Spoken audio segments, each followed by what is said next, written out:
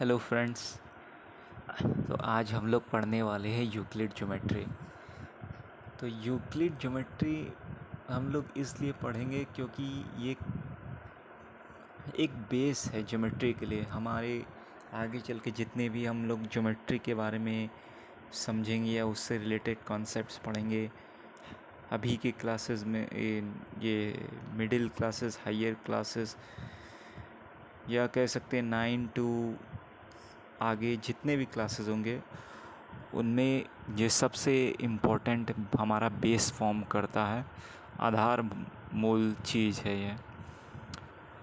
तो देखिए, ये यूक्लिड ज्योमेट्री है क्या।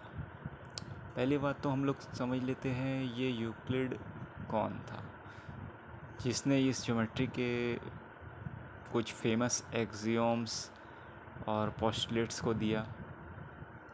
ठीक है, तो Euclid of Alexandria developed one of the most beautiful and the most interesting treatise of mathematics। Alexandria के एक यूक्लिड था जिसने डेवलप किया वन ऑफ द मोस्ट, मतलब सबसे सुंदर और काफ़ी इंटरेस्टिंग मैथमेटिक्स का मास्टरपीस उसने बनाया, जिसको एलिमेंट्स कहेंगे। और यूक्लिड जो था वो एक ग्रीक मैथमेटिशियन था जिसको समझा या माना जाता था फादर आधुनिक ज्यामिति का, या फादर ऑफ मॉडर्न ज्योमेट्री का इंग्लिश में। तो एक्सियोम्स क्या हैं, चलिए देखते हैं।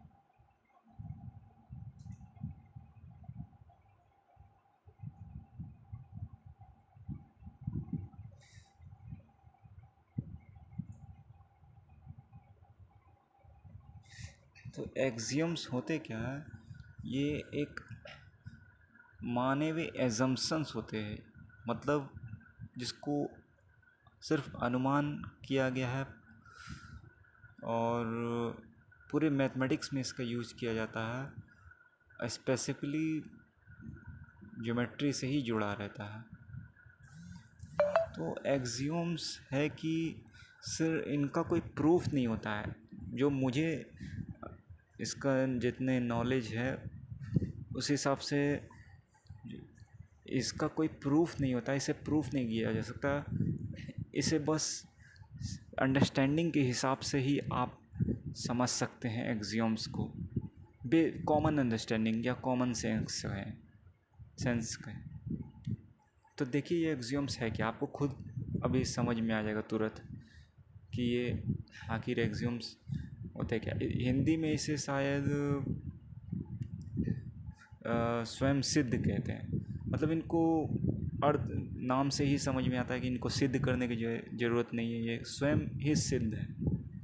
यूनिवर्सल ट्रूथ आप कह सकते हैं। जैसे the sun rises in the east होता है ना, क्योंकि सन राइज करता है ईस्ट में, सीधी सी बात है। तो ठीक उसी तरह ये एक्सियोम्स होते हैं, कॉमन धारणाएं कह सकते हैं, कॉमन नोशंस। तो है क्या, चलिए देखते हैं। तो हमारा पहला एक्सियोम है थिंग्स जो कि इक्वल है सेम चीज़ के, वो होंगे इक्वल एक दूसरे के भी। ठीक,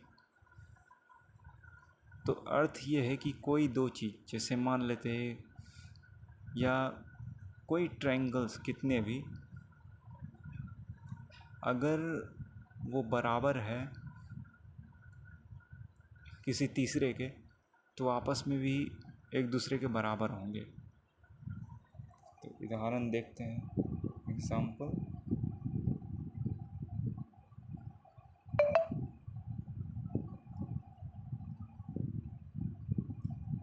ये देखिए, ये तीन ट्रायंगल्स दिए हुए हैं। ठीक है, ये तीन ट्रायंगल्स दिए हुए हैं, ये है तीन ट्रायंगल्स। तो इसमें आप देख रहे हैं कि area of triangle 1 equal to area of triangle 2, area of triangle 3, ये तीनों बराबर है, बराबर एरिया ऑफ ट्रायंगल 2। नहीं, एरिया ऑफ ट्रायंगल 1 पहले तो बराबर है एरिया ऑफ ट्रायंगल 2 के, फिर एरिया ऑफ ट्रायंगल 3 बराबर है एरिया ऑफ ट्रायंगल 2। तो यहाँ area of triangle 1, area of triangle 3, दोनों एरिया ऑफ ट्रायंगल 2 के बराबर हो गए। ठीक है, मतलब एरिया ऑफ ट्रायंगल 1 और एरिया ऑफ ट्रायंगल 3 एक दूसरे के बराबर हो गया, और ये दोनों एरिया ऑफ ट्रायंगल 2 के बराबर हो, मतलब ये तीनों आपस में बराबर होंगे। तो यही इसका कहने का मतलब था कि एक्सियोम जो था वो पहला वाला कि चीज़ें जो बराबर होती है किसी एक चीज़ के, जैसे उसमें पहला और तीसरा ट्रायंगल जो किसी एक दूसरे ट्रायंगल के बराबर था, वो एक दूसरे के भी बराबर हो गया, पहला और तीसरा। ठीक है, तो ये मैं समझता हूँ कि आप लोग अंडरस्टैंड कर गए होंगे इस पहले एक्सियोम को। तो चलिए आगे बढ़ते हैं। अब जो है दूसरा एक्सियोम है वो होता है कि अगर इक्वल्स ऐड किए जाए इक्वल्स के तो होल्स भी इक्वल ही हों। मतलब कि अगर बराबर, जैसे मान लेते हैं कोई एक केक है, कोई राउंड केक है, सर्कल्ड केक है, उसे हम डायमीटर के थ्रू दो बराबर भाग में बांट देते हैं। ठीक है, तो वो दो बराबर भाग हो गए।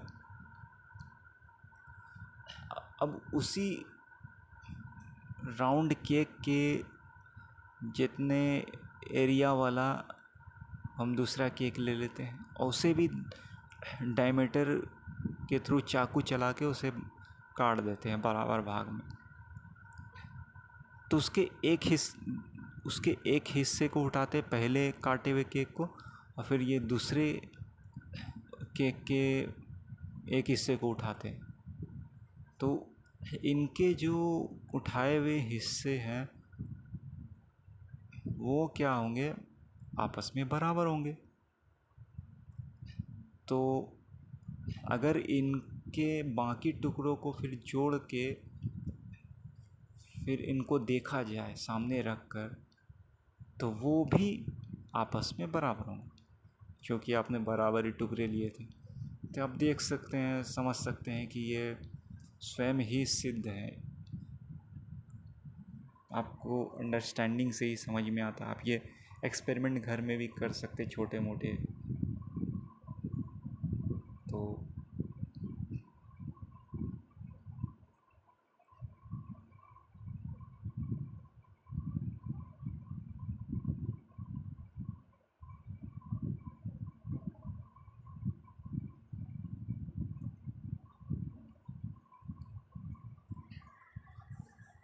जैसे मैं दिखाता हूँ आपको सेकेंड एक्सियोम।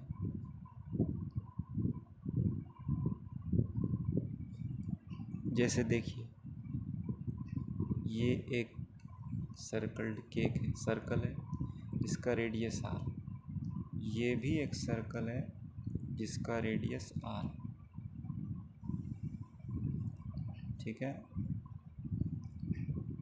अब इसको हम इस फर्स्ट सर्कल सेकंड सर्कल दोनों में, अगर ये पूरा डायमीटर हो गया, ये भी इसका डायमीटर, ये एक हिस्सा हो गया, ये एक हिस्सा। पहले तो इसको सर्कल को डिनोट कैसे किया जाता आप देख लीजिए। ये C1 पहला सर्कल, O और R1। ठीक है, ये C2 मान लेते हैं। ये इस तरह तीन लाइन दे के कॉन्ग्रुएंसी जैसा इस तरीके से डिनोट किया जाता, आप देख लें। ये O इसका सेंटर हो गया मान लेते, इसका भी O डैश सेंटर मान लेते हैं। तो वहाँ O था, यहाँ O डैश, और ये R2। ठीक है, तो है क्या दोनों में दोनों के रेडियस R1 बराबर R2 बराबर R है, R लेंथ के जितने बराबर है, R मीटर, ठीक है, या सेंटीमीटर कहिए। तो देख सकते हैं हम दोनों का बराबर है। और अब क्या किया मैंने कि इनका डायमीटर पूरा मैं बना दिया, खींच दिया। तो इनके डायमीटर को बनाने के बाद क्या होगा, ये दो बराबर भाग में बढ़ गए। जैसे अगर इनके सरकमफ्रेंस की बात करें या एरिया की बात करें पहले सर्कल की,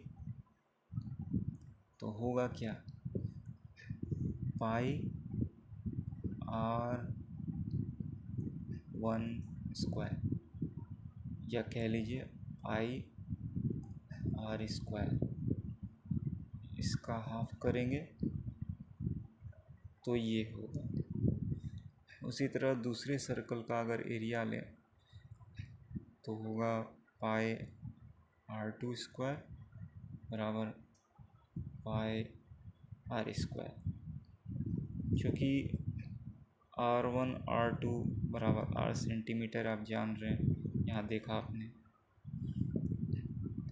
तो इसका अगर हाफ किया जाए पाई R स्क्वायर बाय 2, तो इसके आधे हिस्से और इसके कोई किसी भी आधे हिस्से को ले लिया जाए तो दोनों के हाफ ऑफ C1 बराबर हाफ ऑफ C2, ठीक है। ये जो है हाफ ऑफ C1 C2 बराबर ये होगा पाई R स्क्वायर बाय 2 के बराबर। तो मैंने आपको प्रूव करके दिखा दिया कि ये सेकेंड एक्सियोम बराबर हिस्से कैसे होते हैं, ठीक है।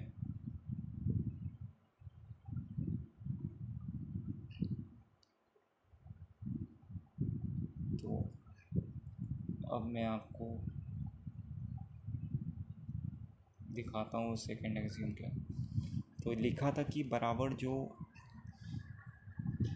इक्वल, अगर उनको ऐड किया जाए इक्वल से तो होल्स भी इक्वल ही होते हैं।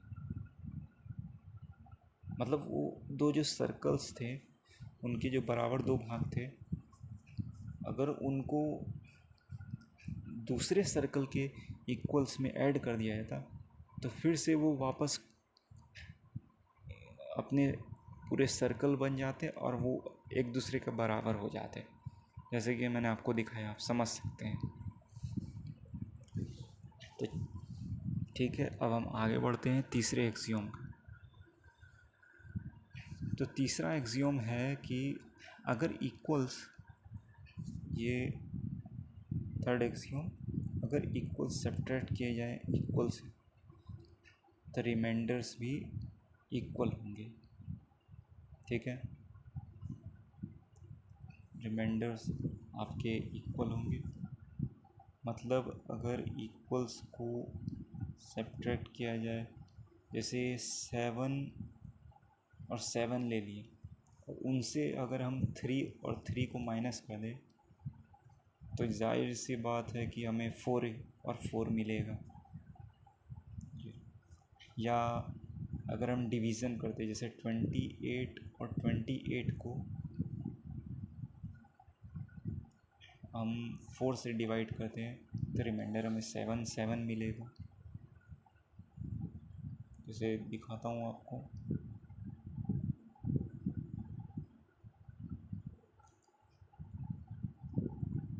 जैसे इक्वल हम ले लेते हैं कोई वेरिएबल,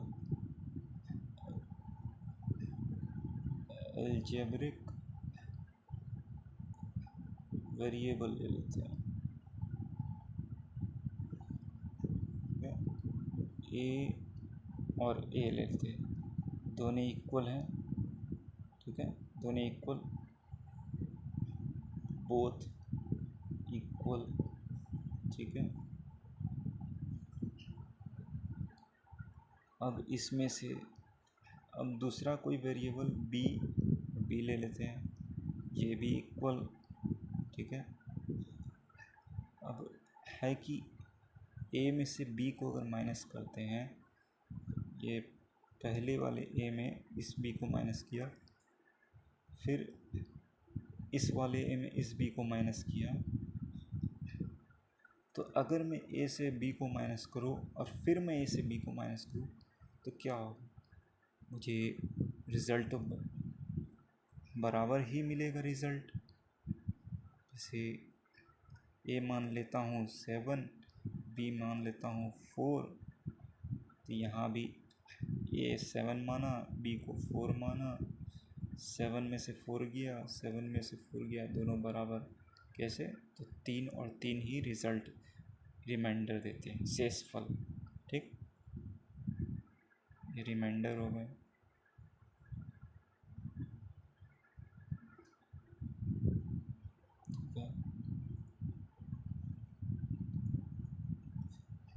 तो ये भी हो गया आपका थर्ड एक्सियम।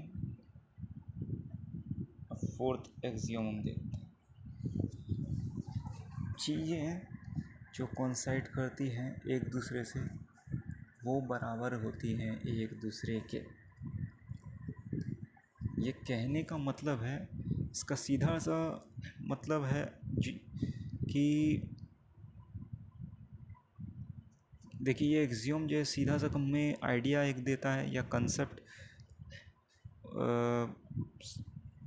इंट्रोड्यूस कराता है कॉन्ग्रुएंसी का हमसे डायरेक्ट, जो हम पढ़ेंगे आगे, ठीक है। कॉन्ग्रुएंसी का कॉन्सेप्ट ये हमें डायरेक्ट इंट्रोड्यूस करा रहा है ये एक्सियम। देखिए कैसे, मैं एग्जांपल से आपको दिखाता हूँ। तो फिर से पढ़ देते हैं। चीज़ें जो कोइंसाइड करती हैं एक दूसरे से बराबर होती हैं एक दूसरे के। देखिए,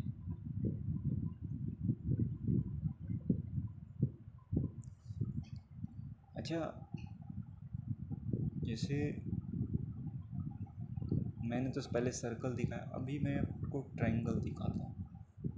जैसे मान लेते हैं एक ट्रायंगल है, इसका साइड है ये ए, बी और सी, ठीक है। ये भी एक ट्रायंगल है, ए, बी और सी। तो इसका ए और इसका ए बराबर है, इसका सी और इसका सी लेंथ बराबर है, और ये तीसरा साइड बी और इसका तीसरा साइड बी दोनों बराबर है लंबाई।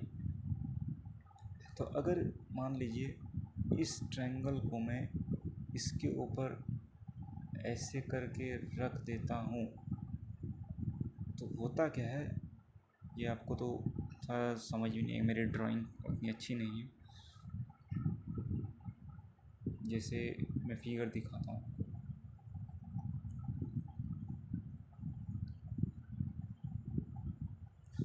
देखिए, ये ट्रायंगल है, ये ट्रायंगल आपको दिख रहा है। तो यहाँ तो दिया हुआ है कि ये ट्रायंगल तीनों आपस में बराबर है, आप समझ सकते हैं इससे।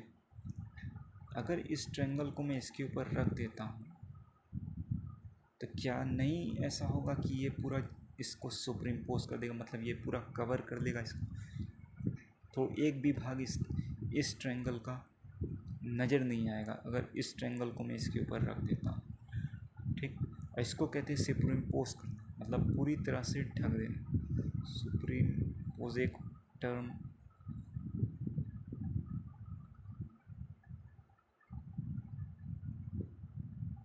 है, इसे आप समझ लीजिए, ठीक है। सुपरइम्पोज इसका मतलब है पूरी तरह से ढकना, ठीक है,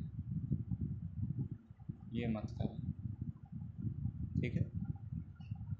ये सुपरइम्पोज का मतलब। तो अगर मैं वही मैं कहना चाह रहा हूँ कि अगर इस ट्रायंगल को मैं ट्रायंगल 2 को ट्रायंगल 1 के ऊपर सुपरइम्पोज कर दूँ तो ये पूरे तरीके से कवर कर लेगा, एक भी हिस्सा इधर उधर नहीं जाएगा, दोनों बराबर होंगे। ठीक है।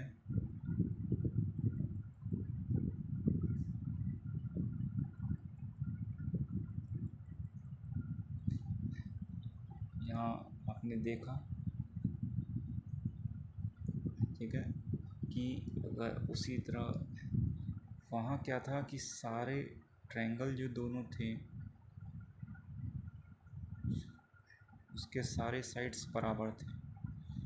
ठीक, अगर यहाँ हम कोई ट्रायंगल ले जिसके सारे साइड्स बराबर हैं और इसको एक दूसरे के ऊपर अगर रखते हैं तो एक दूसरे को झाँप देंगे। हाँ, इसे से हमें समझ में आता है कॉन्सेप्ट कॉन्ग्रुएंसी का, जिसको इस तरह से डिनोट किया जाता है, साइन ऑफ कॉन्ग्रुएंसी इसे कहते हैं, साइन ऑफ कॉन्ग्रुएंसी,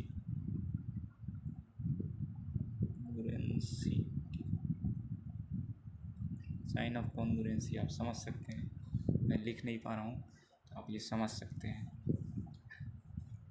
इससे हमें क्या मिलता है, आइडिया, एक आइडिया, एन आइडिया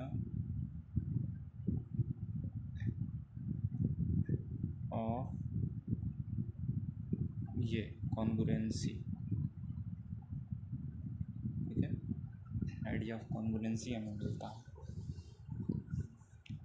ठीक है, तो उम्मीद है आप थर्ड एक्सियोम भी समझ गए होंगे।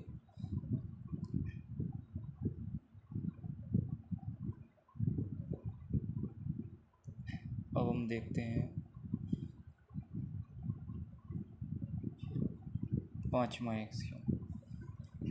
ये जो पांचवा एक्सियोम है आपका, ये कहता है कि जो होल है वो ग्रेटर होता है पार्ट से।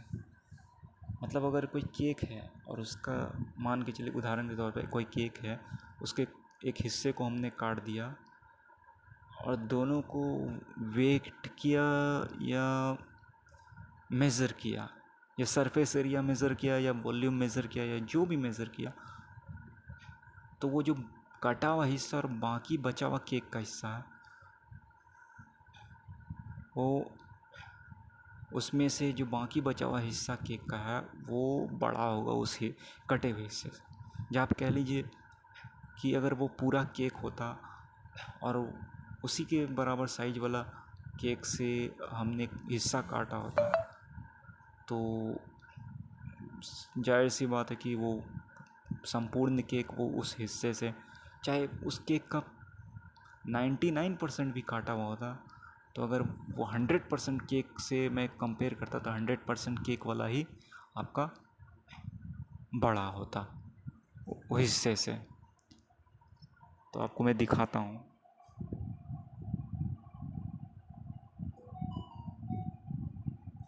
जैसे ये केक है आर रेडियस का केक, फिर ये भी केक है आर रेडियस का, ठीक है, ये भी केक, ये पूरा आपका 100% हो गया, ठीक है, 100%। अब मान लीजिए इस केक से मैंने इतना सा हिस्सा काट दिया, ठीक है, जैसे इस केक से मैंने इतना हिस्सा काट दिया, तो ये क्या बचा, आप देख सकते हैं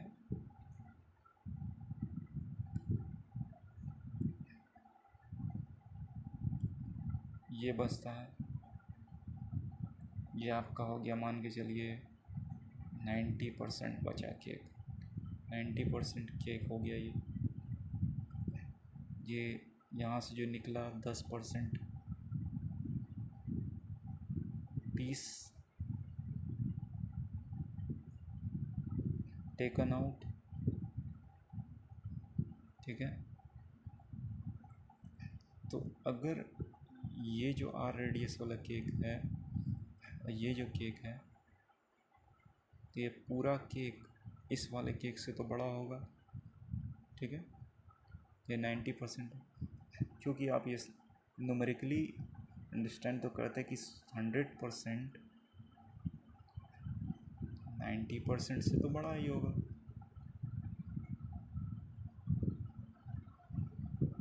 ठीक है। 100% 90% से तो बड़ा ही होगा। तो उसी प्रकार ये बड़ा होगा, ये ग्रेटर होगा और ये लिटिल स्मॉलर होगा, ठीक है। स्मॉलर, ये ग्रेटर होगा, ठीक। तो उम्मीद है ये भी एग्जाम आप समझ गए होंगे। चलिए आगे बढ़ते हैं।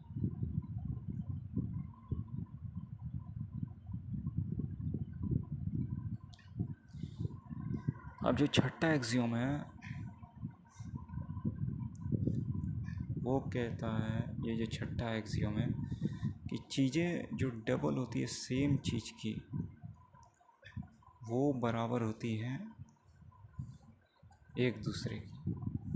मतलब चीज़ें जो डबल होती हैं सेम चीज़ की और बराबर होती हैं एक दूसरे की। तो ये तो ठीक यही चीज़ है, पहले और दूसरे के कंसेप्ट के हिसाब से आप समझ ही रहे हैं कि कुछ अलग है नहीं। फिर भी मैं आपको दिखा देता हूँ।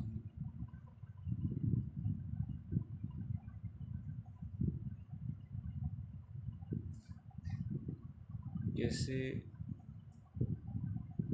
ये एक स्क्वायर है ए साइड की,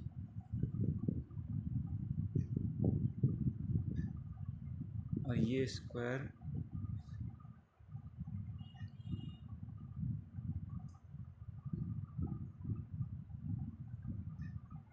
का मैंने डबल कर दिया। इसका साइड ये है ए। फिलहाल तो ये रेक्टेंगल बन गया, लेकिन ये जो है इसे मान लेते हैं हम ABCD डिनोट कर देते हैं। तो ये जो से ये ABCD, तो ABCD तो होगी, ये EF हो गया, ठीक है। तब है क्या कि ABCD जो है ABCD का डबल होगा। ये एक रेक्टेंगल बन गया, रेक्टेंगल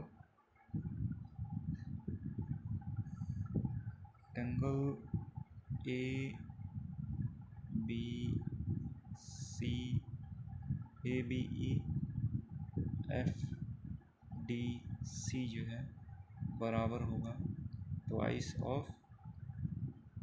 स्क्वायर ABCD के, ठीक है। तो ABCD स्क्वायर के ट्वाइस हो गया। तो एक्सियम हमारा क्या था कि चीज़ें और डबल है सेम चीज़ की वो बराबर होंगे एक दूसरे की।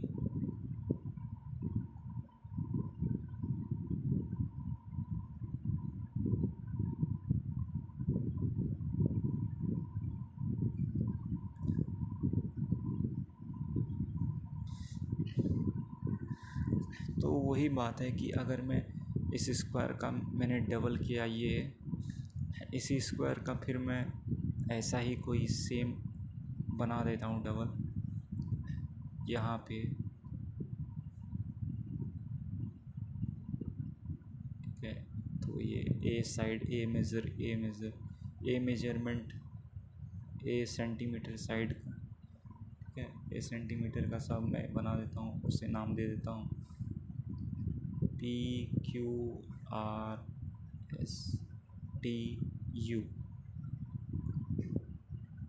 तो जो है आपका रेक्टेंगल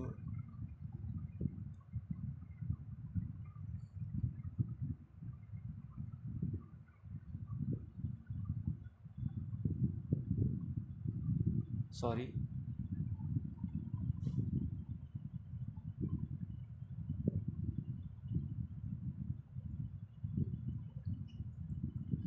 वो मिट गया। जैसे क्या दिखा रहा था कि अगर कोई स्क्वायर है, फिर से मैं बना देता हूँ। स्क्वायर ABCD, ये साइड्स मेज़रमेंट का हो गया। इसी का मैं डबल ये बना देता हूँ तो ठीक है। ABCDEF,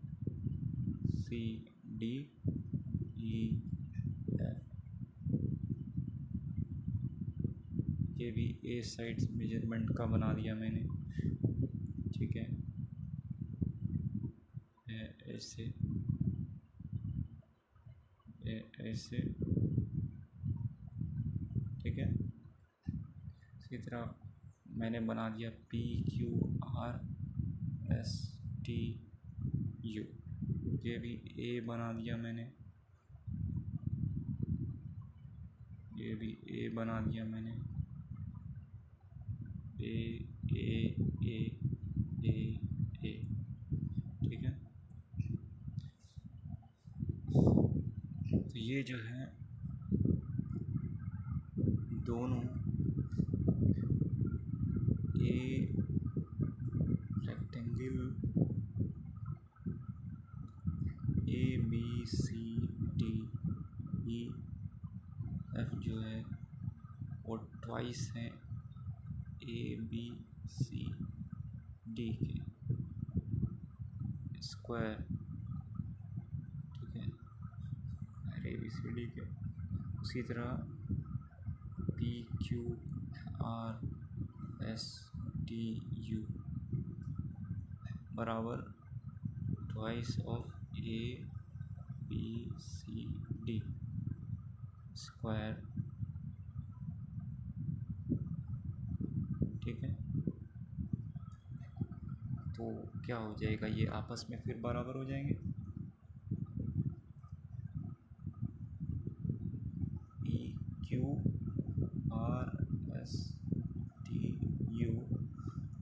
बराबर हो जाएगा ये रेक्टेंगल बराबर हो जाएगा रेक्टेंगल आपका ABCDEF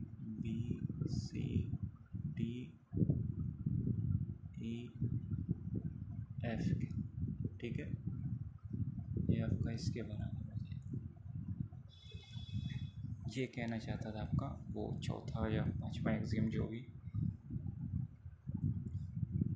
तो चलिए हम देखते हैं फिर से। हाँ, थिंग्स जो डबल होते सेम चीज़ के वो एक बराबर होते हैं एक दूसरे के। छठा एक्सियम था। अब हमारा लास्ट एक्सियम, ठीक है, सातवां एक्सियम। तो ये कहता है चीज़ें which are halves of the same things are equal to one another, कि ये जो हाफ होती है सेम चीज़ की वो बराबर होती है एक दूसरे की। तो ये भी कोई बड़ा कंसेप्ट नहीं है, आपको मैं दिखाता हूँ।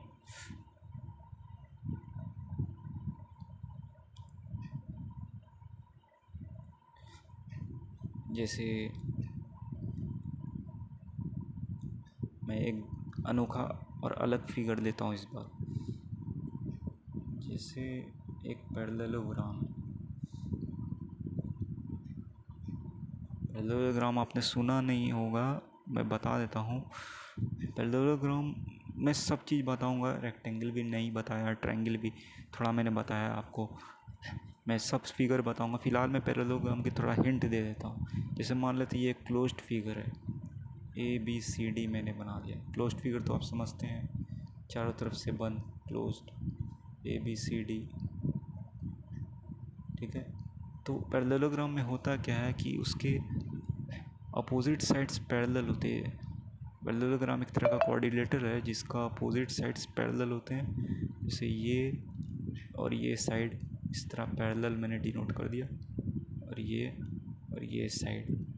तो हर बार जब भी मैं किसी साइड्स को पैरेलल दिखलाऊंगा या बराबर दिखलाऊंगा तो इस तरह मैं लाइन से डिनोट कर दूंगा, ठीक है।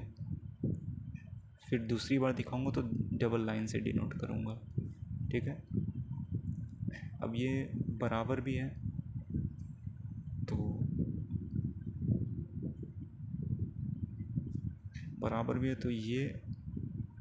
ये बराबर है तो बराबर की ये तो पैरेलल हुआ, ठीक है। ऐसे पैरेलल हुआ, ठीक है, और बराबर हुआ मेज़रमेंट में। जैसे ये हो गए ए लेंथ इसका, तो इसका भी मेज़रमेंट ए हुआ, इसका बी हुआ, तो इसका भी बी हुआ, ठीक है, बी लेंथ, ठीक है। तो हमारा एक्सियम क्या था कि चीज़ें जो हाफ होती है सेम चीज़ वो बराबर होती है आपस में।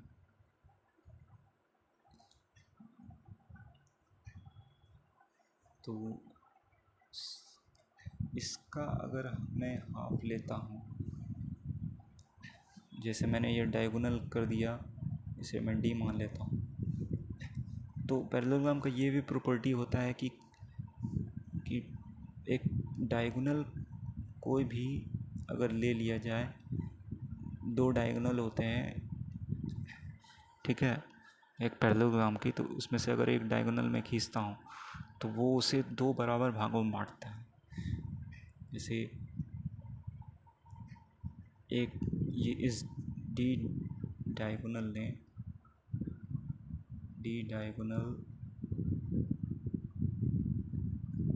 Divide A B C D into equal triangles A D B and C D B. देख सकते हैं एक ये हुआ और एक ये हुआ, ठीक है, ये और ये, तो ये दोनों बराबर हैं।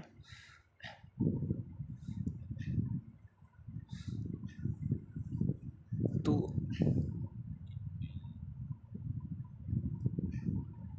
ये हाफ है, ये ट्रायंगल दोनों जो ये दोनों हैं, ये दोनों हाफ है। इसको डी डायगोनल ने डिवाइड किया है ए बी सी डी को डिवाइड करके। तो अगर ये दोनों हाफ है इस एक ही पैरेललोग्राम के,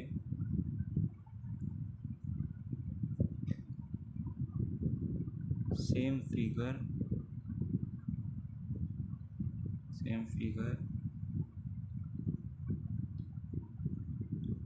तो क्या होगी, ट्रायंगल ए बी डी बराबर ट्रायंगल सी डी बी बराबर क्या होगा, half of A B C D, A B C D parallelogram, ठीक है, पैरेललोग्राम के बराबर, ठीक है। ये एक मतलब था, ये लास्ट एक्सियोम का मतलब, ठीक है। तो ये था सारा एक्सियोम्स जो मैंने आपको समझा दिया, और बहुत कुछ भी मैंने आपको समझाया, ठीक है। तो ये तो एक्सियम्स हो गए आपके। अब हम देखते हैं पोस्टुलेट्स। तो ये भी यूक्लिड के द्वारा ही दिए गए हैं और ये 5 हैं। तो अब देखिए, ये जो पोस्टुलेट्स हैं, इसमें पहला पोस्टुलेट जो आपका है वो कहता है कि एक स्ट्रेट लाइन, पहले तो इससे पहले मैं आपको कॉन्सेप्ट समझा देता हूँ कि लाइंस और स्ट्रेट लाइन ये या लाइन सेगमेंट ये सब होते क्या है।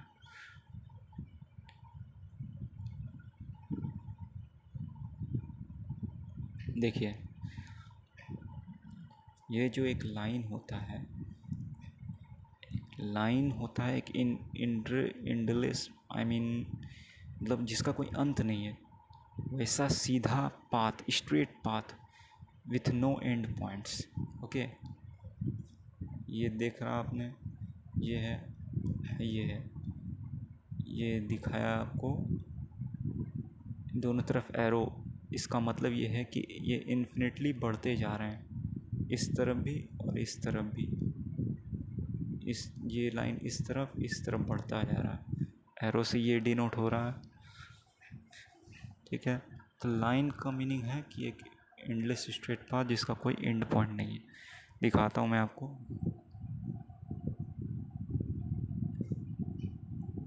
जैसे अगर मैं ये फाड़ देता हूँ तो ये तो एंड पॉइंट हो जाएगा क्योंकि इसके पॉइंट हो गए एंड ए बी।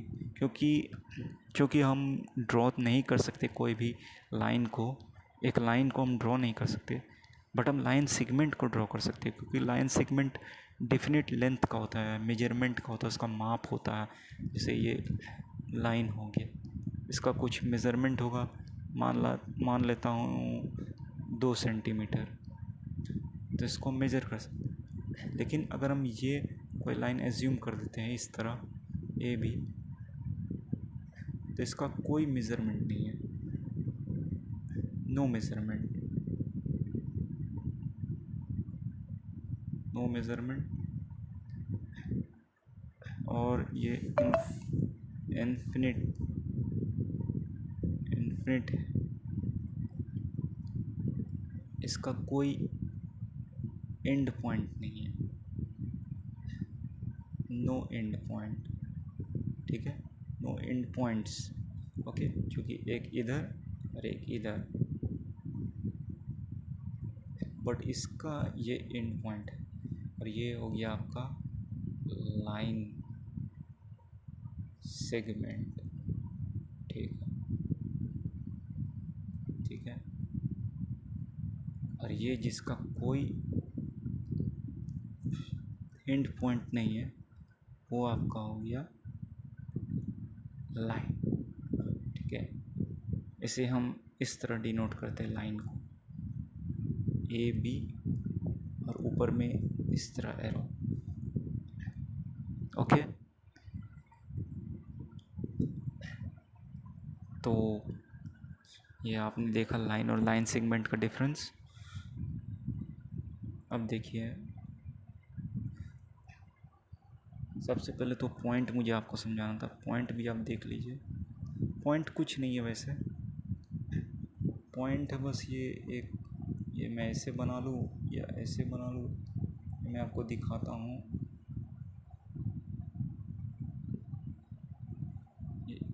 एक पॉइंट है, या तो ऐसे, ये भी पॉइंट हो गया, ठीक है, ये भी पॉइंट हो गया,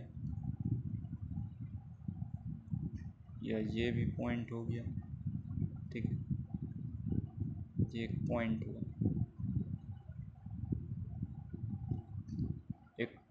एक पॉइंट क्या होता है? एक point is just like a dot, ठीक है, डॉट की तरह होता है। ओके, तो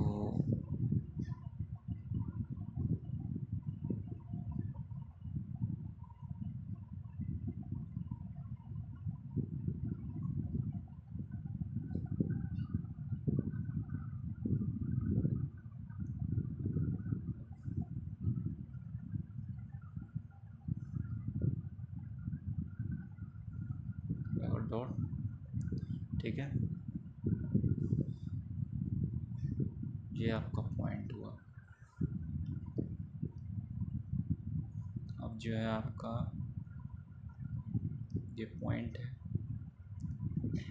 कहीं भी मान के चलते पॉइंट आप समझ सकते हैं। एक जैसे यहाँ लिखा हुआ है, एक एग्जैक्ट लोकेशन को वो डिनोट कर सकता है। जैसे हम कोऑर्डिनेट ज्योमेट्री में आगे चल के पढ़ेंगे, एक्स वाई प्लेन में पढ़ेंगे, हम पॉइंट्स को डिनोट करेंगे, हम लोकेशन को डिनोट करेंगे, लोकेट करेंगे पॉइंट्स को, बहुत सारे कोऑर्डिनेट्स ड्रॉ करेंगे, बहुत सारी इक्वेशंस को ड्रॉ करेंगे। तो वो किसके थ्रू पॉसिबल होगा?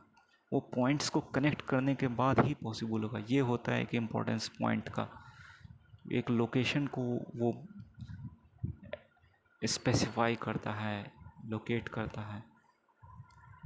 जैसे मैं आपको दिखाता हूँ कोऑर्डिनेट में क्या होता है, कि हम आगे चल के पढ़ेंगे कोऑर्डिनेट। तो कोऑर्डिनेट ज्योमेट्री रहे या कुछ रहे, 3 डायमेंशनल, वो सब में हर जगह पॉइंट से ही हम किसी स्पेस में भी या 2D में या 3D में हम डिनोट करेंगे आपका पॉइंट से ही हर चीज़ को, लोकेशन उसके एक एग्जैक्ट लोकेशन। जैसे ये आपका ग्राफ हो गया, ये वाई हो गया, ये वाई डैश हो गया, आपने सुना ही होगा कोऑर्डिनेट ज्योमेट्री, एक्स डैश ये ओरिजिन होता है, इधर आपका पॉजिटिव होता है, ये नेगेटिव होता है, ये पॉजिटिव होता है और ये नेगेटिव होता है, ठीक है। तो कोई भी पॉइंट यहाँ जैसे ले लिया, तो इसे हम इस तरह लोकेट करते हैं, ठीक है, इस ओरिजिन से। ये यहाँ y की तरफ जाता है, इधर से फिर x की तरफ आता है, फिर यहाँ पे इसे O से हम डिनोट करते हैं, x पहले और फिर y, ये x डिस्टेंस और ये y डिस्टेंस, ये हो गया। इस तरह हम डिनोट करते हैं इस पॉइंट को, ठीक है। तो ऐसे हम डिनोट करते हैं एक्स वाई प्लेन पे। तो ये है पॉइंट की खासियत मैथमेटिक्स में, आप समझ सकते हैं। तो वही बात है, एक पॉइंट एंड पॉइंट को भी डिनोट करता है, लेकिन एक एरो जो है वो सिर्फ एक डायरेक्शन को डिनोट करता है, जैसे ये डायरेक्शन को। तो इसका मतलब ये है इस डायरेक्शन में, बट ये कोई इस लिमिट नहीं है इसका, ये अनलिमिटेड है, इनफाइनाइट केस को डिनोट कर रहा है, डिनोट्स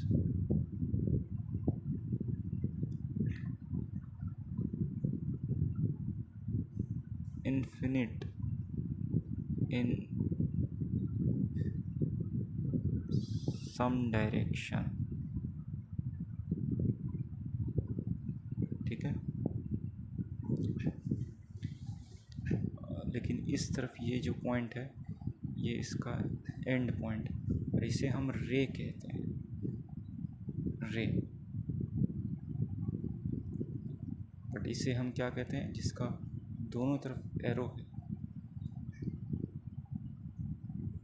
इन्फिनिट, ठीक है, इन्फिनिट, ये हो गया आपका लाइन।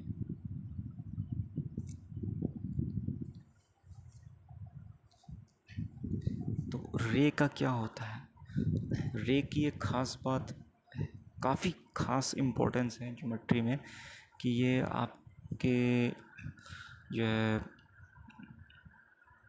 इससे हम बिल्ड करते हैं या बनाते हैं या सबटेंड करते हैं बहुत सारे एंगल्स को, ओके। जिसे मैं फिर से आपको दिखा देता हूँ, ये देखिए रे, एक एंड पॉइंट है ये, ये एक डायरेक्शन है, ये इन्फिनिट है, ये एंड पॉइंट है। ठीक है, ये क्या है, एक पार्ट है लाइन का with a single and point. जैसा कि मैंने आपको कहा, लाइन सेगमेंट में मैंने आपको बताया कि एक पार्ट होता है लाइन का, दो एंड पॉइंट्स। ठीक है, ये देखिए, दो एंड पॉइंट्स। पैरेलल लाइंस होते हैं, जैसा कि मैंने आपको बताया था पैरेललोग्राम में।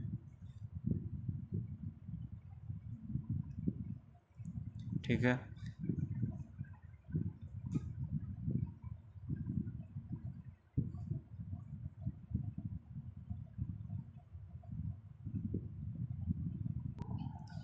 हाँ, तो पैरेलल लाइंस का मैंने बताया था आपको पैरेललोग्राम में। जैसे ये देखिए, वैसे देखिए पैरेलल लाइंस क्या होता है। पैरेलल लाइंस वो होते हैं कि अगर मैं ये दो लाइंस ड्रॉ करता हूँ और जैसे इसको मैं,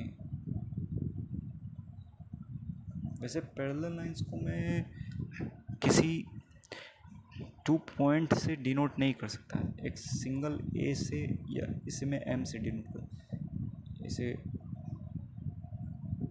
लाइन एम कह देता हूँ और लाइन ए कह देता हूँ। तो ये दोनों लाइन अगर, जो कि इन्फिनिटली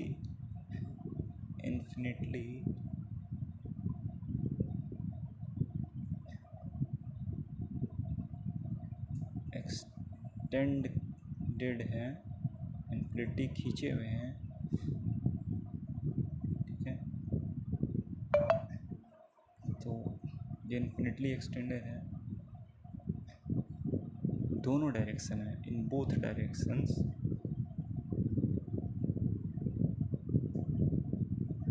ठीक है, तो बोथ डायरेक्शंस में इन्फिनिटी एक्सटेंडेड है। और अगर एंड इफ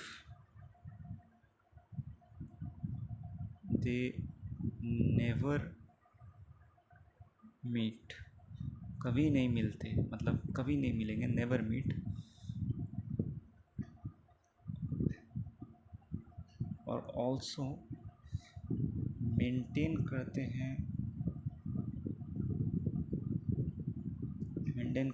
एक infinite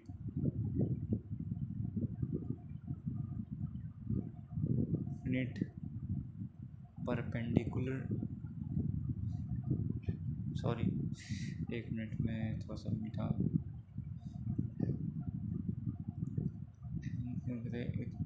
infinite perpendicular distance between them,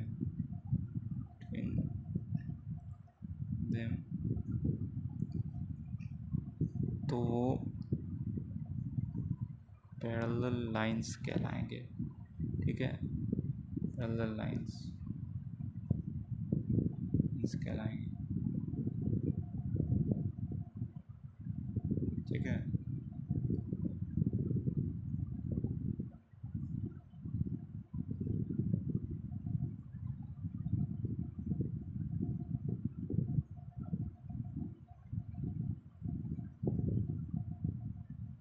से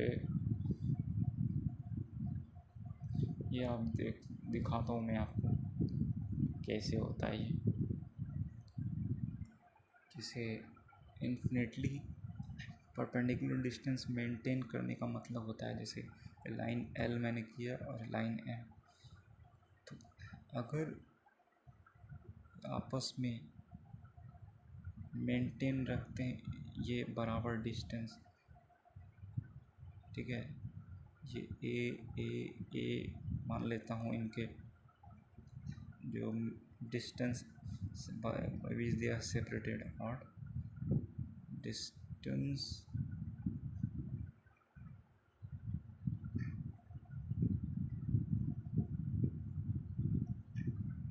by which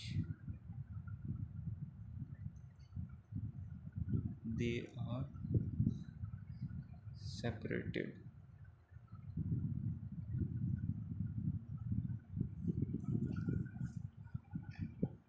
infinitely मेंटेन रखते हैं और जो कि हमेशा परपेंडिकुलर रहेगा। ठीक है, सब परपेंडिकुलर एक स्पेसिफिक डिस्टेंस मेंटेन करके रखते हैं, इक्वल डिस्टेंस मेंटेन करते हुए चलते रहते हैं। ठीक है, दोनों डायरेक्शंस में। तो वो लाइंस ना तो कभी मिलेंगे और ना ही कभी ख़त्म होंगे। तो वैसे लाइंस को हम पैरेलल लाइंस बोलते हैं, पैरेलल लाइंस। ठीक है,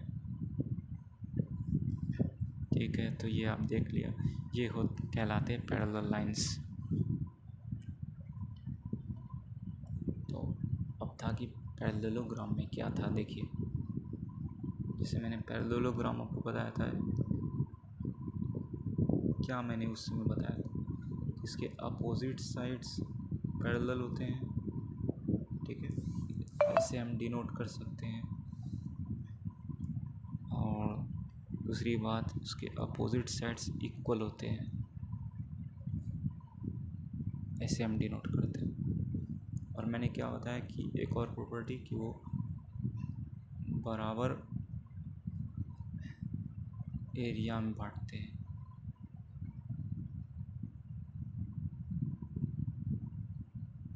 area 1 area 2 equal, area 1 area 2 equal. ठीक है, ये डायगोनल बराबर भाग में बांटता है, डी। तो ये है पैरेलल लाइंस। अब है क्या, एक ऐसे लाइंस होते हैं या तो वो मिलेंगे, केस दो होगा, दो लाइंस के साथ किसी प्लेन पे मान लेते हैं। अगर हम दो लाइंस ड्रॉ करते हैं तो दो केस होंगे, फर्स्ट सेकंड, कि या तो वो मिलेंगे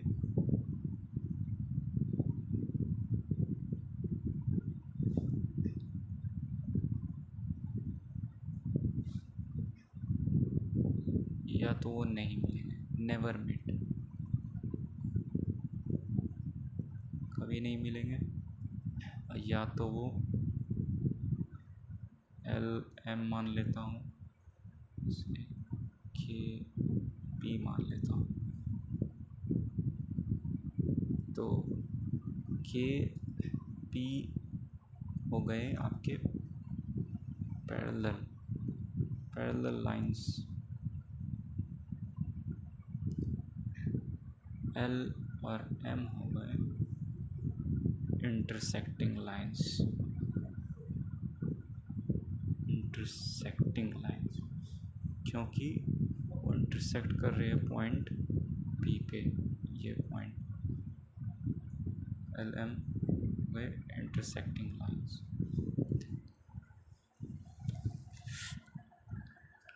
तो देख लिया, या तो एक प्लेन पे दो ही केस हो सकते हैं, एक ये या तो ये, या तो वो कभी नहीं मिलेंगे या तो वो मिल जाएंगे। और जो मिल जाएंगे वो इंटरसेक्टिंग लाइंस कहलाएंगे, जो नहीं मिलेंगे वो पैरेलल लाइंस कहलाएंगे। ठीक है, तो ये भी आपका कवर हो गया, पैरेलल लाइंस, लाइन सेगमेंट भी हो गया, ये भी हो गया, ये भी हो गया, इंटरसेक्टिंग लाइंस भी बता दिया, परपेंडिकुलर लाइंस ये भी देख लीजिए आप। तो ये है कि वो लाइंस जो इंटरसेक्ट करते हैं और बनाते हैं चार राइट एंगल्स, जैसे इसमें देख सकते हैं, ये बीच में राइट एंगल का ये चारों तरफ बन रहा है, तो हो गए आपके परपेंडिकुलर लाइंस। जैसे ये दो लाइंस किसी प्लेन पे मान लेते, ये एक प्लेन और दो लाइंस मैंने बनाए, तो अगर वो इस तरीके से इंटरसेक्ट करते हैं इस ओ पॉइंट पे, लाइन एल और लाइन एम मान लेता हूँ कि वो 90 डिग्री बनाते हैं आपस में चारों तरफ से, चारों डायरेक्शंस में।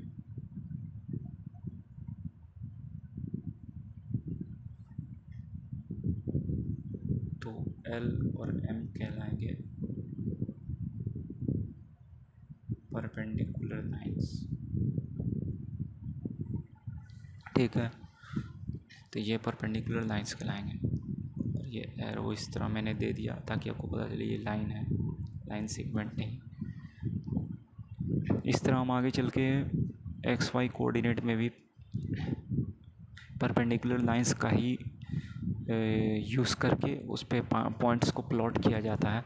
एक काफ़ी इम्पोर्टेंट कंसेप्ट है ये, महत्व रखता है ये परपेंडिकुलर लाइंस ज्योमेट्री में, आप समझ सकते हैं। तो 3 केसेस हो गए, या तो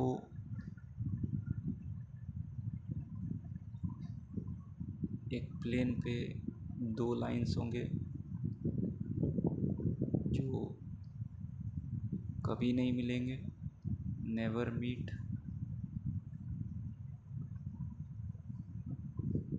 या 2 लाइंस होंगे जो मिल जाएंगे, मीट एक पॉइंट पे एट वन पॉइंट। या तो वो अगर मिलेंगे, अगर वो मिलेंगे तो 90 डिग्री की एंगल बनाएंगे। ठीक है,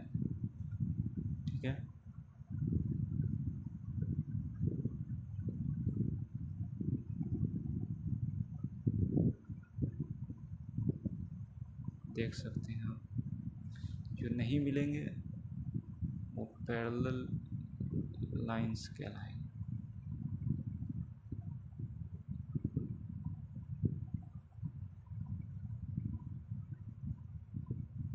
पैरेलल लाइंस क्या, जो मिल जाएंगे वो इंटरसेक्टिंग लाइंस कहलाएंगे। ठीक है, और जो मिलेंगे वो 90 डिग्री बनाएंगे चारों तरफ,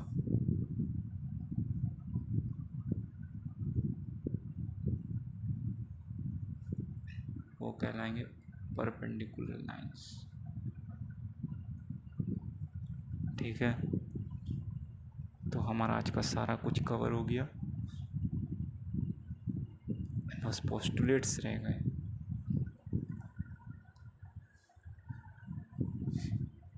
देखिए, ये जो मैंने आपको एक्सियम्स बताए वो आप देख सकते हैं। जो होल है ग्रेटर देन पार्ट, ये एक हिस्सा है। इस ट्रायंगल से अगर मैं निकाल लेता हूँ तो और यहाँ रख देता हूँ तो ये पूरा हिस्सा तो इससे बड़ा ही होगा।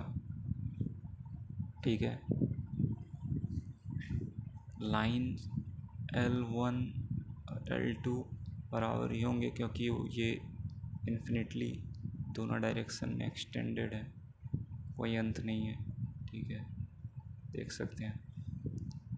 फिर आप ये देखिए, रुकिए, ये हो गया पी क्यू आपका लाइन सेगमेंट। अगर उनको बढ़ा दिया जाए इन्फिनिटली दोनों डायरेक्शन में तो ये लाइन हो गया, वरना ये लाइन सेगमेंट हो गया। ठीक है,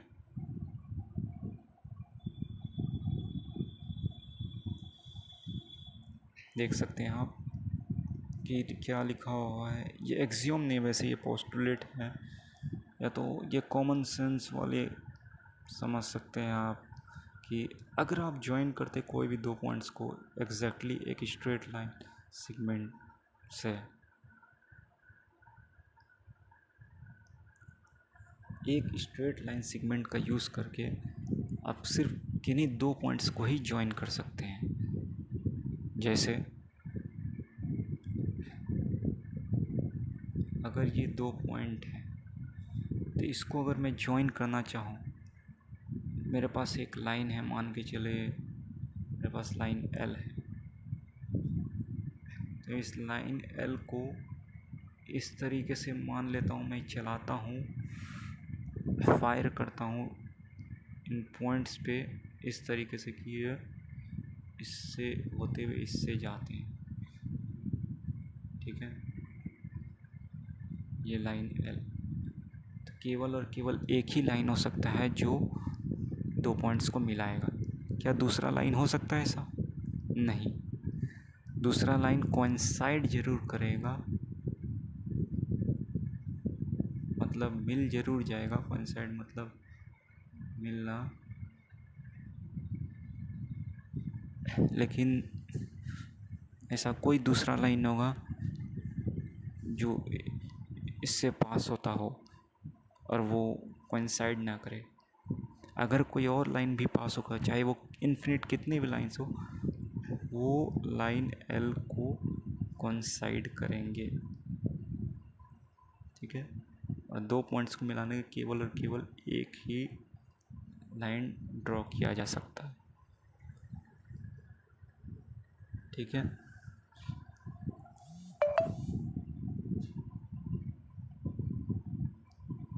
जैसे देखिए, एक स्ट्रेट लाइन में be drawn from any point two any other point, मतलब एक ही स्ट्रेट लाइन हो सकता है जो ड्रॉ किया जा सकता है किसी एक पॉइंट से दूसरे पॉइंट की तरफ। ये आप कर सकते हैं खुद से भी, इसे मैं दिखा देता हूँ एक बार फिर।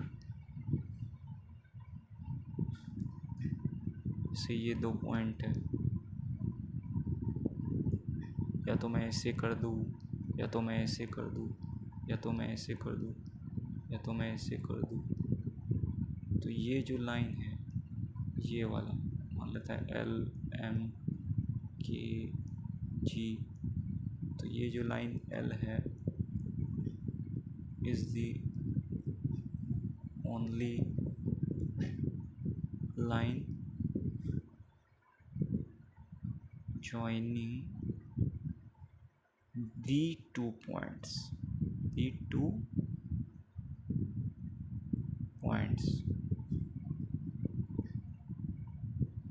है ना, जो कि आपने यहाँ भी देखा।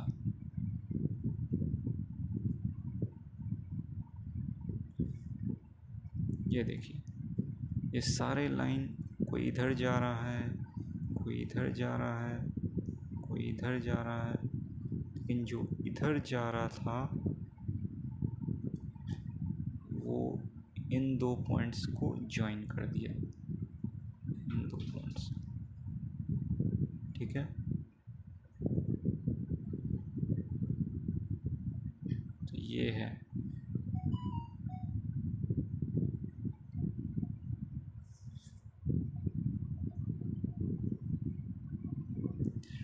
तो पहला पोस्टुलेट कंप्लीट होता है।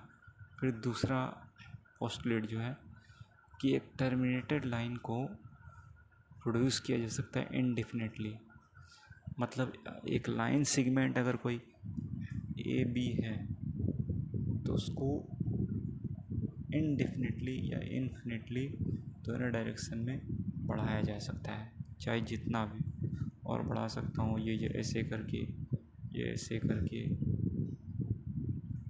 इनडेफिनेटली कितना भी मैं बढ़ा सकता हूँ, और बढ़ा सकता हूँ, और बढ़ा सकता हूँ। ठीक है, यही इसका मतलब है। जैसे ये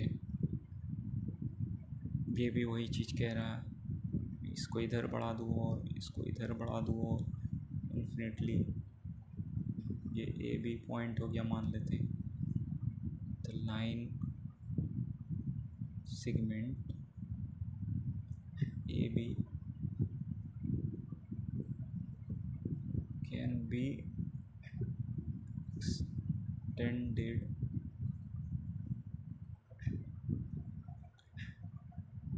indefinitely,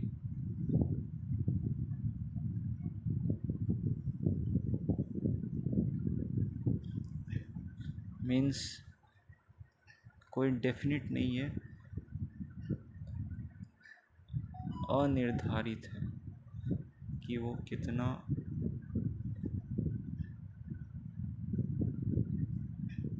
बढ़ाया जा सकता है, अनिर्धारित है ये। ठीक है, ये हुआ आपका सेकंड पोस्टुलेट।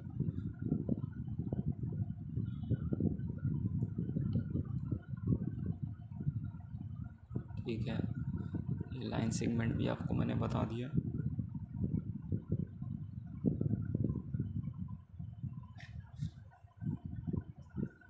ये भी मैंने आपको बताया पोस्टुलेट 3 शायद, कि एक सर्कल को ड्रॉ किया जाता है किसी भी सेंटर और किसी भी रेडियस से। शायद नहीं बताया तो मैं बता देता हूँ। तो ये कह क्या रहा है कि एक सर्कल को ड्रॉ किया जा सकता है किसी भी सेंटर और कोई भी रेडियस से। मतलब ये है कि अगर मैं कोई भी पॉइंट ले लूँ और उसको सेंटर मान लूँ, और कोई भी एक रेडियस ये खींच दूँ इस तरह, तो इस रेडियस को लेके मैं अगर मैं इस तरफ से घुमाऊँ या इस तरफ से घुमाऊँ, और अगर पूरा मैं गोल घुमाता हूँ, ठीक है, तो एक सर्कल बनता है। या मैं यहाँ सेंटर ले लूँ और इतना सा रेडियस ले लूँ, उसको मैं गोल घुमा दूँ, तो भी मेरे पास एक सर्कल आ गया। तो कहने का मतलब है कि हमको सर्कल अगर बनाना हो तो किसी भी पॉइंट को ले लूँ, ये वाला या ये वाला, और रेडियस ले लूँ ये वाला या ये वाला ले करके, और मैं सबटेंड कर दूँ राउंड, तो मैं एक circle I can get a circle. Okay, ये C2 मान लो, C1 मान लो, बस यही और कुछ नहीं।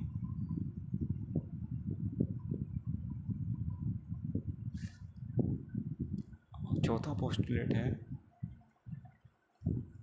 कि सभी राइट एंगल्स एक दूसरे के बराबर होते हैं। तो ये कोई बड़ा बात नहीं है, आप समझ सकते हैं कि हर राइट एंगल को अगर मैं प्रोटेक्टर से या कंस्ट्रक्शन मेथड से जो चैप्टर्स में हमने पढ़े हैं उससे मैं ड्रॉ करता हूँ, तो वो सारे राइट एंगल्स एक दूसरे के बराबर होंगे, वो 90 डिग्री के ही होंगे। ठीक है, सही बात है। उसके लिए आपको प्रोटेक्टर और कंपास की ज़रूरत पड़ेगी और पेंसिल की, तो उससे आप ड्रॉ कर सकते हैं। तो ये अब है पांचवा पोस्टुलेट। कहता है कि अगर एक स्ट्रेट लाइन है, अगर उसको किसी दो स्ट्रेट लाइन पर गिराया जाए और वो इंटीरियर एंगल बनाते हैं सेम साइड में, उनको साथ में लिया जाए, जोड़ा जाए, सम किया जाए, तो दो राइट एंगल के सम से कम होंगे।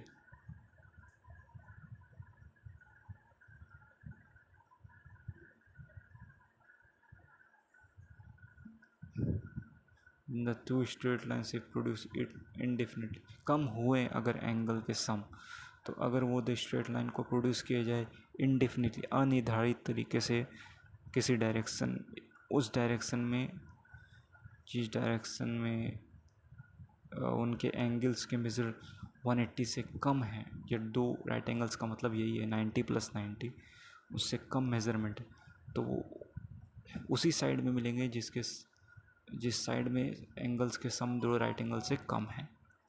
मतलब कहने का है कि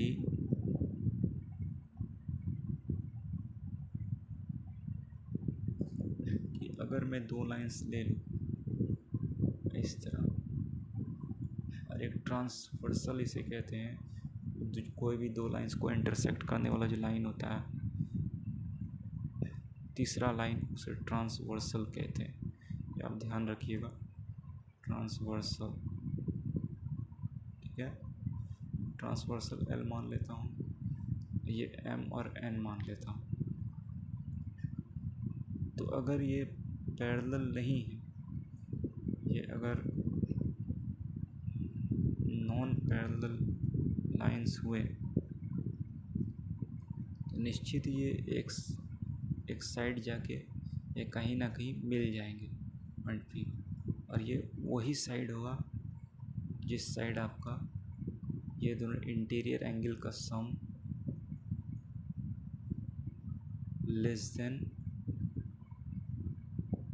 180 होगा, लेस देन 180।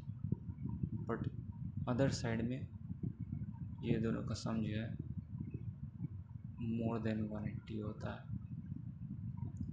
आप ये सब ड्रॉ करके देख सकते हैं। पैरेलल लाइंस रहेगा, अगर कोई पैरेलल लाइंस रहता है, ट्रांसवर्सल इंटरसेक्ट करता है, L पैरेलल टू M कर देता हूँ, तो वो जो सेम साइड के इंटीरियर एंगल्स बनते हैं वो इक्वल टू 180 हो जाते हैं। यहाँ नॉट इक्वल टू 180 होते हैं।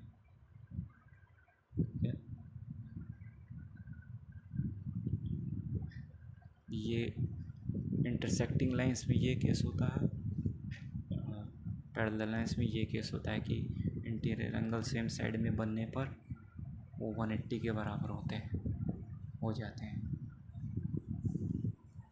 और इंटरसेक्टिंग लाइंस में एक साइड जिस साइड 180 से कम, मतलब दो राइट एंगल्स के सम से कम होते हैं, उस साइड ही वो साइड होता है जहाँ वो इंटरसेक्ट करते हैं, ठीक है। और दूसरी साइड वो 180 से काफ़ी बड़े होते हैं।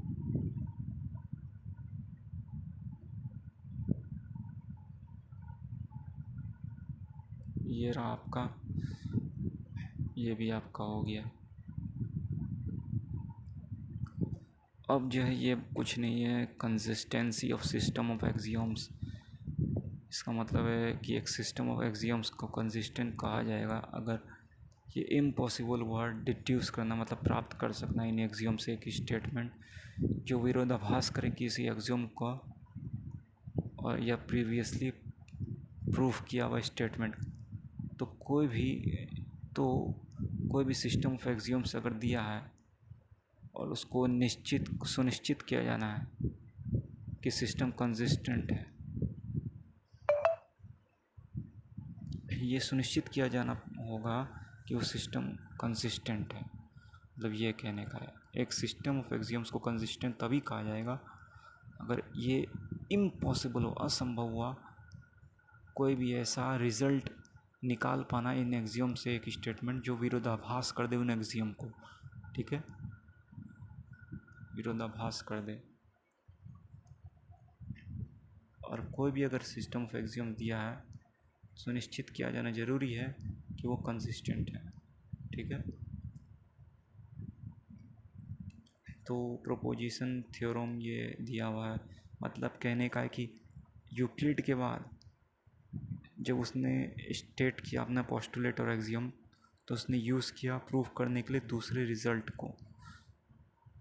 एक्सियम की हेल्प से थ्योरम और प्रोपोजिशंस को प्रूफ करने के लिए एक्सियम्स और पोस्टुलेट्स का सहारा लिया जाता है, ठीक है।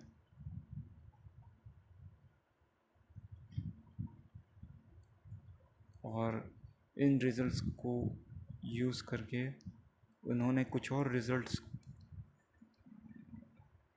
को प्रूफ किया डिडक्टिव रीजनिंग इस्तेमाल करके। डिडक्टिव रीजनिंग प्रोसेस है, एक तरीका है, वो एक्सियम्स और दूसरे प्रीवियसली प्रूव्ड पूर्व प्रमाणित सत्यापित किए गए प्रूफ से अदर सिद्धांतों को साबित करना, सत्यापित करना, प्रूफ करना, ये कहलाता है डिडक्टिव रीजनिंग, ठीक है। The statements that were proved are called propositions और थ्योरम। वो स्टेटमेंट जिनको इन एक्सियम्स या पोस्टुलेट्स या प्रीवियसली या पूर्व सत्यापित किए गए या यूनिवर्सल ट्रूथ्स, या आप कह सकते हैं स्वयं सिद्ध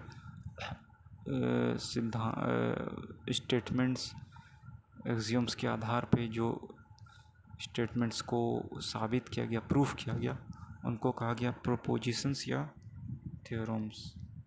ठीक है। एग्जाम्पल के लिए, दो distinct line can not have more than one point in common.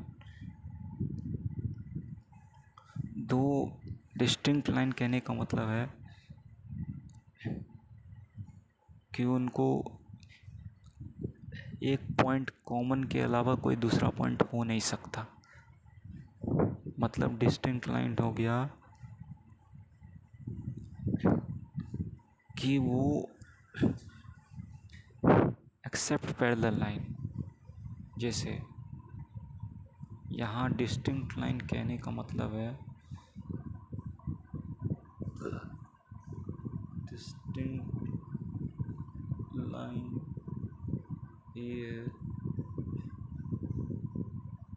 means non-parallel lines। Okay, तो या तो वो दो लाइंस क्या होंगे, उनके दो लाइंस, उन दो लाइंस के एक कॉमन पॉइंट हो सकते हैं, जैसे ये, या तो इस तरीके से, या तो ये, या तो वो इंटरसेक्ट करेंगे,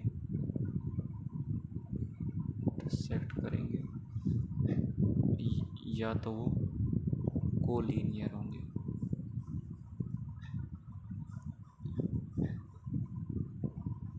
कोलिनियर का मतलब होता है, collinear means passing through same point. जैसे ये सेम पॉइंट से सारे लाइंस गुजरे तो वो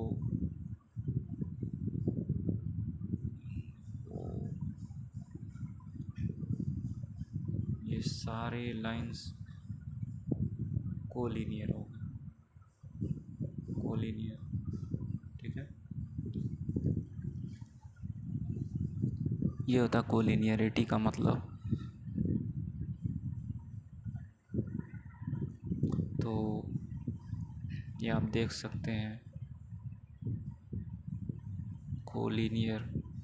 तो यही ये एग्जाम्पल के थ्रू यहाँ बताना चाह रहा है, या तो वो पैरेलल होंगे या तो वो डिस्टिंक्ट, मतलब नॉन पैरेलल। डिस्टिंक्ट मतलब नॉन पैरेलल। ठीक है।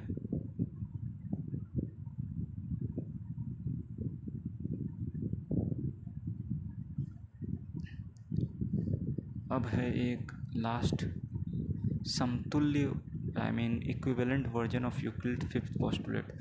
समतुल्य वर्जन ऑफ यूक्लिड का पांचवा पोस्टुलेट, जिसको कहते हैं प्ले फेयर एक्सियोम भी। हर एक, for every line L and for every point P not lying on L, there exists a unique line M passing through P and parallel to L. For every line L and for every point P not lying on L, there exists a unique line M passing through P in parallel to L.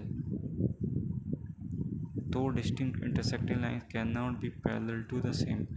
ये भी मतलब हुआ इसका, इस theorem axiom का, कि दो distinct line same line के पैरेलल नहीं हो सकते।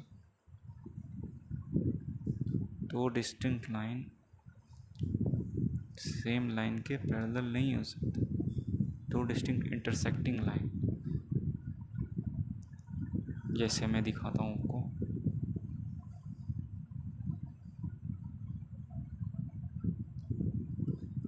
कि कहने का मतलब उसका ये है कि अगर ये लाइन है एल और ये है पॉइंट पी, तो एकमात्र ऐसा लाइन होता है जो कि तुम्हारा पैरेलल होगा। कोई मान लेता हूँ एम, यूनिक लाइन होगा जो कि पैरेलल होगा एल के, जो कि पास करता हुआ होगा थ्रू, ये पॉइंट पी मान लेता हूँ उसे, passing through a point outside line L. अगर ये लाइन एल गिवन है और कोई पॉइंट पी आउटसाइड दिया हुआ है, तो इससे गुजरता हुआ केवल एकमात्र लाइन हो सकता है यूनिक, जो कि होगा एकमात्र, जो कि पैरेलल होगा लाइन एल के। आप समझ सकते हैं ये कहना चाहता है। और दूसरी बात उसने ये कही कि अगर कोई डिस्टिंक्ट लाइन है, मतलब कोई डिस्टिंक्ट लाइन मतलब वो मैंने बताया जैसे आपको कि डिस्टिंक्ट लाइन मतलब या तो वो इंटरसेक्ट का नहीं या तो कोलिनियर हो। तो इस केस में ये इंटरसेक्टिंग लाइन है डिस्टिंक्ट, कि अगर कोई दो लाइन है L M distinct line point P पर इंटरसेक्ट कर रहे हैं, या तो मान लेता हूँ कि एक लाइन के है और एक पॉइंट पी है, तो अगर इस पॉइंट पर दो लाइन इंटरसेक्ट कर रहे हैं, ठीक है, ये एल और ये एम पॉइंट पी पे, तो ये डिस्टिंक्ट लाइन इंटरसेक्टिंग लाइन जो है, सेक्टिंग लाइंस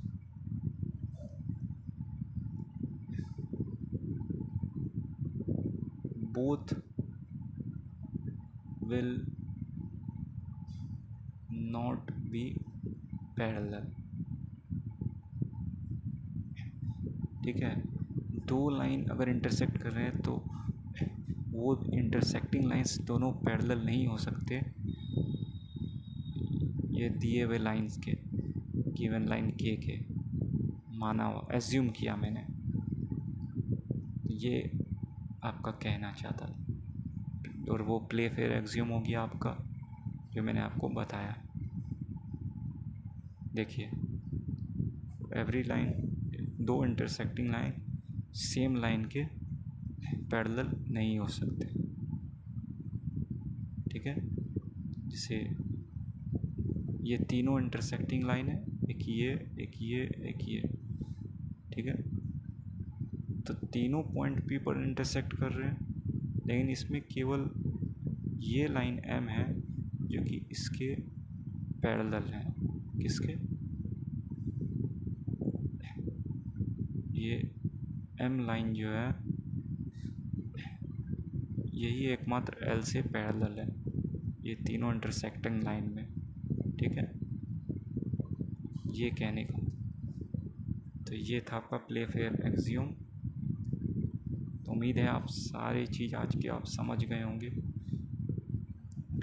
तो और कुछ है नहीं इसमें, ये भी मैं सर्किल भी मैंने आपको समझा दिया कि गिवन पॉइंट पी है और उससे डिस्टेंस आर, आप कोई भी सर्कल सेंटर पी और रेडियस मान के ड्रॉ कर सकते हैं, बता दिया मैंने। फिर गिवन लाइन एल है और पॉइंट पी है जो कि एल नहीं है, एग्जैक्टली एक ही लाइन है पी से जो पास करता हुआ, जो कि पैरेलल होगा उस लाइन एल के, ये भी मैंने आपको बता दिया। और कोई भी दो राइट एंगल्स कॉन्ग्रुएंट है, तो ये तो आप कॉमन सेंस से ही आप समझते हैं।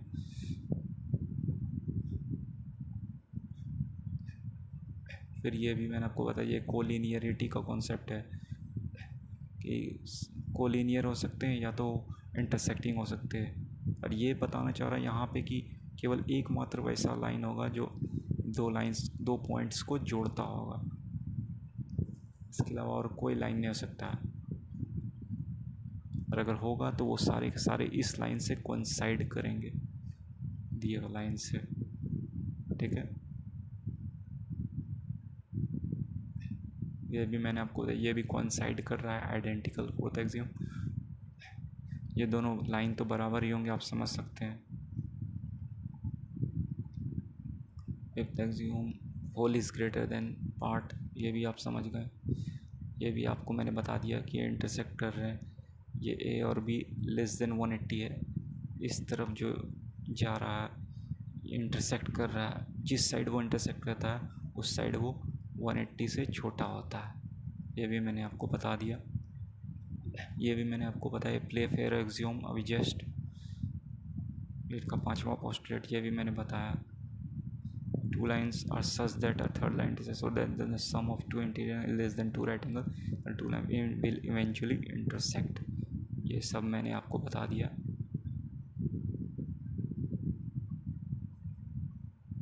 ठीक है, ये भी वही चीज़ है, ये भी वही है, डायग्राम्स है पोस्टुलेट्स के, आप समझ लीजिए। ये है परपेंडिकुलर, एक दूसरे के कॉन्ग्रुएंट होते हैं फिगर्स। ये पैरेलल लाइन, इंटरसेक्टिंग लाइन। ठीक है, समझ रहे होंगे आप।